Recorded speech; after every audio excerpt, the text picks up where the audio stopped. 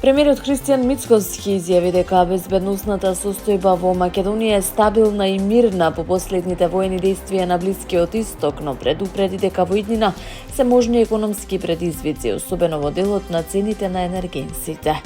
Изјавата беше дадена по свикувањето на Советот за безбедност од страна на претседателката на државата Гордана Силјановска-Давкова, на кој биле разгледани информации од безбедносните служби, како и од Министерствата за одбрана и за внатрешни работи.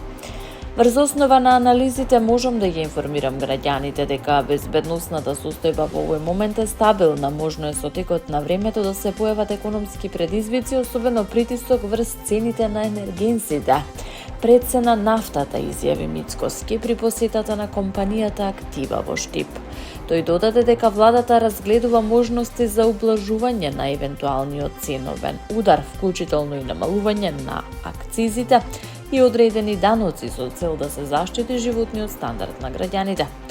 Премиерот информираше дека се во завршна фаза преговорите за евакуација на македонските државјани кои се наоѓаат на Блискиот Исток и сакаат да се вратат во земјата, при што државата ќе обезбеди безбедно нивно враќање.